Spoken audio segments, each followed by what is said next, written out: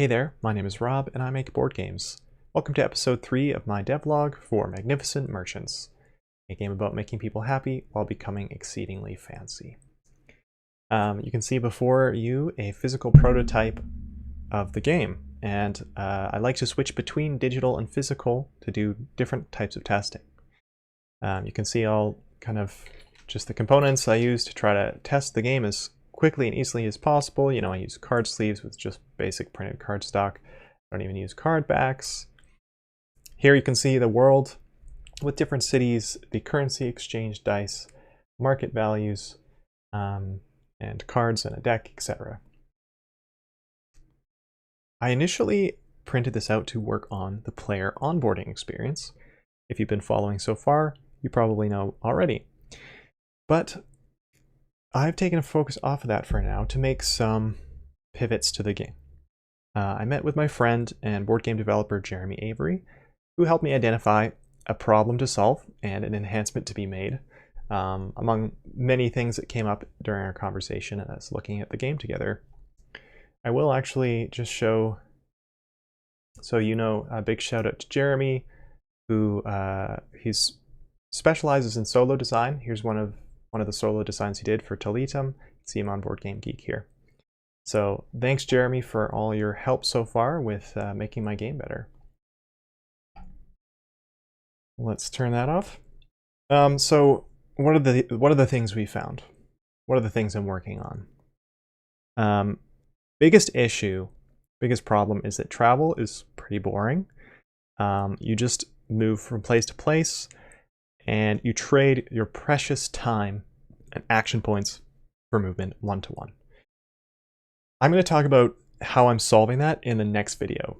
This video is about enhancements I'm making via asymmetry. And what I mean is things don't have all the same values and the same quantities, etc. You can kind of see on the board here, there's 3 regions, each has its own currency. And you've got values for the different types of goods. And there's 4 cities per region, and the values are 1, 2, 3, etc. It's perfectly balanced, but honestly not compelling. Everything's a bit too same, right? There isn't something special about, I imagine the yellow region as this kingdom of plains and hills and great fields and lots of farmers and agriculture. And I imagine this pink region up here is a mountainous, rough area where people are, it's harder to get goods there, so everybody kind of relies on themselves, but they pay well for special kind of things that people bring up the mountains. Then you have the islands and the oceans and different cultures, different stories. And that's not reflected in, I can put flavor text on cards, but it's not really reflected in the mechanics. And while it's not easy to make a game with asymmetry where things are different, I've kind of come to this realization through game design that if it's easy to balance, it's probably not that fun. It's not a rule, just an observation of trends. It's not necessarily easy to balance an asymmetrical thing. If I only have if I have 4 blue cities but only 2 pink ones, maybe 5 yellow ones or something, and they have different stuff in them and they have different decks, then it's going to take a bit more work to make sure that everything gels together, right? But that's a good thing. I'm not afraid of a little bit of work. So, how do we make things more interesting? One of my goals is players should feel they're getting to know the people and the culture through the deck, through the actions, through the cards they take. Every region and maybe even every city will kind of have tell a little story, not a literal story, but you'll get a sense for the kind of people that live there through the jobs they have, the types of goods they buy, etc. But before I just jump into making cards, and starting adding values or doing anything, I like to make a spreadsheet. I do this for everything. I have a backbone of numbers in a spreadsheet. And that enter my obsession with spreadsheets. Let's bring this up. There we go. So I've got this thing here. I'm going to go through it, not in extreme detail, but I want to tell you about what I did and how I did it and why I did it. But first, before I started building this, I set some rules. This is a bit too zoomed in, isn't it? Let's try, there we go. So rule number 1, differ the supply of each type of good. You've got relics, jewels, and food as the major categories of goods that you're transporting. And these are all specialty goods, by the way, not staples. They're foods like delicacies and things that are highly valuable. So differ the supply. There isn't the exact same number of everything. Number 2, base the value of the goods upon the supply. You know, rare goods are worth more. And this could have unintended consequences of players always going for certain ones, but here's kind of how I'm counterbalancing that and why I make this rule. A good is more rare, it costs more, and it has a higher profit margin. So you actually make more money if you save up and you invest in the more expensive goods. But it's also, they're more rare, they're more hard to find, and you score by selling. You know, in this game, that's one of the primary ways that you score points and win the game is by collecting or selling specific types of goods. So the more you sell of one type, the better. And the rare stuff, it's more expensive, but it's harder to get and it's harder to score with. So you might choose to go for the cheaper ones and make less money, and so that way you can score. And of course, the players are all competing for these goods. So that's that. Rule number 3 is just vary the goods and the buyers, the supply and the demand in each region. So not only you have different total numbers of goods, but also each region is unique. So with those 3 rules, I started building my spreadsheet. I only really use colored, so it's easier to show you and explain it to you. Otherwise, it wouldn't look like much. But here we go. I'm going to go through this and just explain the highlights of exactly why I did the things I did, and kind of prepare you for for the next time I give you an update, I can let you know how it went. So we have 3 types of goods, right? The first thing we're doing is just setting the supply. I played around some numbers, but I ended up with 8 food cards, 7 relics, and 6 jewels. I don't want them to be too different. I did play around with some wider ranges, and how I came up with the total, you know, why this many cards and not more or less, sort of the total number of turns or game length that I'm going for.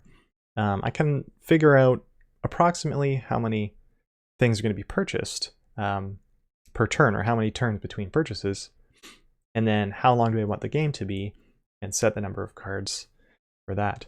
And of course, might get it to the table and find it's too small or too great, but it's very easy. I've designed this so I can quickly update these values, and it changes everything else here.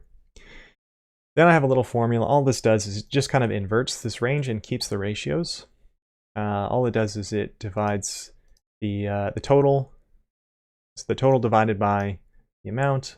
So this modifier means jewels. They're the rarest, they're the smallest number, but they're going to be worth the most. And then just do another simple formula. I take this value and divide it by the total of all the modifiers, and you get the share of value that this type of good has. So jewels have 38% of all the value of all goods, right? So if you can, and this applies to both the buying cost for you, the player, and the selling price. So that's where it reflects greater margin for more expensive good. If you don't know what I'm talking about, Don't worry about it. I mean, it works. But you're welcome to post a comment and ask if you have any specific questions about why I did any of this or how it works. So, jewels are worth the most, food is worth the least. Step 2, set individual values. This took a lot of playing around, and I wrote a little instruction for myself in case I update these in the future. Adjust the individual costs and prices until it's fairly close to the target shares, so these percentages. And then I'm also aiming for an average profit around 2 money. Why? Because it does take quite a bit of work to get to places and buy stuff and then go and sell it to people. And 2 money is currently 2 money and the scoring, because you're selling stuff that you can score points. It's approximately along the amount of value I want compared to the currency exchange. Still have the other here. So the currency exchange is based on these dice, and they just have 1, 2, and 3 on them. And of course, you could trade, if you're really lucky and the exchange is good, you could trade 1 money for 3 money of a different currency. And that's one way to make money in the game, other than selling stuff. So profit of 2 from a currency exchange, profit of 2 from a good sale, but you also get points for that. So it feels good to me. It might have to be tweaked. So I went through and set all these good values, and I kind of came up with a different approach for each type. So food, obviously lower, and just 1, 2, and 3. Jewels over here, 2, 3, and 4, but they tend to the high end. And then the relics have the whole spread from 1 to 4, and they're a bit more balanced, kind of an even number of each value. How this spreadsheet works is, and the only reason I'm putting croissant here is because it just takes the number from up there, from up here, and just repeats them down. So you can see there's a bit more food than there is relics. If I ever update this value, it adds another row, right? All right, and then when I update these numbers, I was keeping an eye on these percentages. This is how off it is from the target share. So if we delete this, you can see we're a bit short. We're at minus 1.7% from our target. So I slowly added stuff and removed stuff until, what is Google Sheets doing now? All right, I kind of added stuff and removed stuff until these goods are all under a 0.5%, just a pretty close to target. There's obviously many ways to do this. This is kind of where I landed. Now, I also set the prices that you can sell things for. So these are your sell values. And got them within range. And to be clear, how I'm accomplishing this in the game is you have goods cards, that have just a good, and they're going to have a price on them. So to be clear about it, those market values that were on the board, I'm going to remove those. So the card is just going to have the cost on it. And then you have cards that are buyers. They're separate cards, and they pay so much for a certain good. So you want to try to buy low and sell high. So ideally, if you can buy this relic, whatever it's going to be, and then try to sell it for the highest possible, maybe 6, then that would be an awesome amount of profit. When you sell to a buyer, they're removed from the board. And then I was keeping an eye on these. These are just totals that are calculated from everything. So I was keeping an eye on that profit, and I was able to hit 2, just my target. Next thing was put them in regions. So I then put some regions out here. And how I did that, I'll go back to my little rules here. I hid this so it wouldn't distract. So I set some rules for the regions. Mountains, they have high supply of jewels, but a low demand. Lots of food, but a low demand for food. Or high demand, sorry, low supply of food, high demand for food. They really like food in the mountains. And then relics are middling. And then each region kind of set, this is the flavor of the region, right? There's lots of food on the plains, so it's low demand. They really like relics. Maybe they're superstitious, who knows? You'll find out. Yeah, so I put them into regions. And kind of, my goal was to balance it out, so if there's less goods in a region, then there's more buyers. So the decks are close to the same size. And then step 4 is literally just view the results. So I have some more calculations. It's fun to look at. So in the mountains, the average cost of a good is 5.7, and kind of by accident, wasn't intentional, they're very similar across the board. Islands and plains are both 5.3 average, so not bad. That means that you can kind of take your money anywhere and afford things in the same way. You know, there's more of certain different types of goods that have different values, but on average, they're close to the same. What's not very close is the buyers' prices. So who knows how this is going to play out in the game, and if players will just figure this out. I have to play test with people and observe their behavior to see, do they, how do they respond to things? Do they try to figure out the deeper calculations behind things, or do they just look for the best deal that's available at the time? Because most games are all about the opportunities that you're presented with at any given moment. So on the plains, the buyers are paying the most. Average 11.3. And that's across, hang on. That's the average, not per good, sorry. That's not the average per buyer. That's the average per type. I realized something, actually, as I'm telling you this. I wanted the average per good, so let me do that. Because we have the count of goods down here. So let's say average per good, and take the total costs divided by the count. There we go. Okay. And I definitely don't want that many places. That should be exactly the same. Total prices divided by the count. Okay, here we go. Okay, great. Now it's funny when I go to explain something to somebody, then more things reveal themselves. So we have average per good. Just fit this in here, average per good. The costs of things are, again, pretty equivalent, not a surprise there. Not too much different from each other. Most expensive stuff is in the mountains.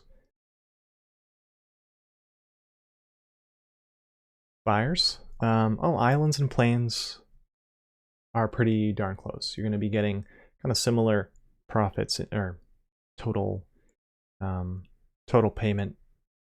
What's it called? It's not profit. It's just the gross amount of money that you receive. They're pretty close, but the mountains are a bit lower. Interesting. So things cost more in the mountains, and you make a little bit less money there. We'll see how that comes out in the wash. It might mean people don't like going to the mountains as much.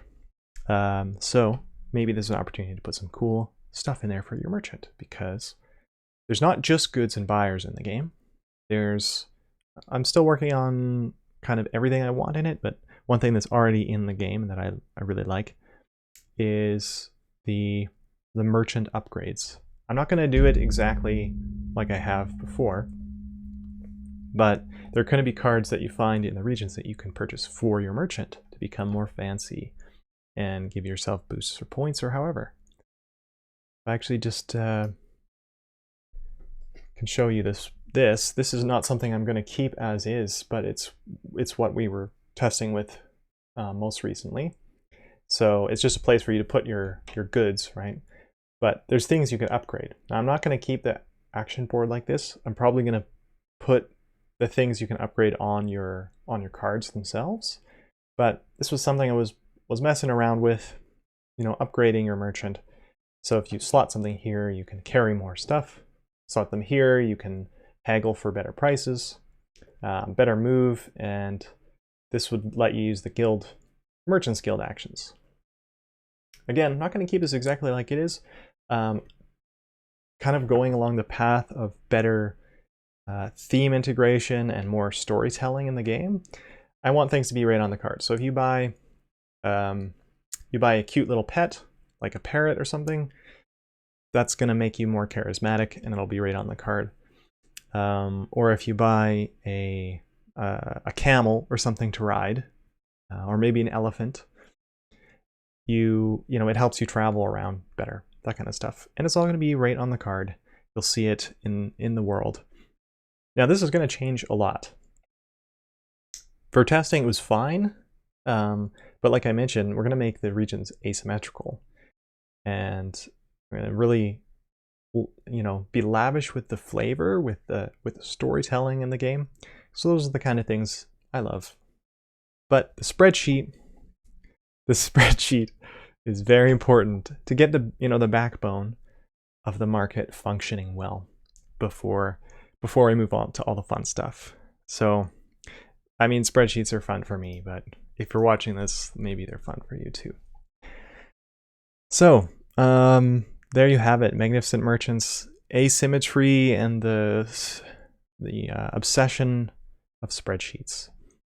Next time, or my plan for episode 4, is that discussing the problem I mentioned, that traveling is painful. I'll briefly summarize. You get so many actions per turn. You do one or two, whatever. You can spend your actions traveling or buying or selling, etc. Players were spending their precious action points, you know, these little tokens, just to get where they needed to go. And it's like, if you can't go like that, you have to go like this along the path. If you spend your whole turn just moving and nothing else, it's boring. That's the problem, and I'm going to talk about next time. So leave a comment. Let me know what you think so far. If you're interested in specific aspects of game design or development or publishing, which I'm also doing, you know, I'm hoping to make this devlog a journey from design at this stage all the way to I'm now publishing and doing all the business side of things. I've done it before, and it's a lot of work to run the business. My business is called Mindfruit Games. We've published Travelers of Trifosa and Mythical Menagerie, and I have a couple other small games which are available at mindfruit.games. Thanks very much for watching, and have a great day.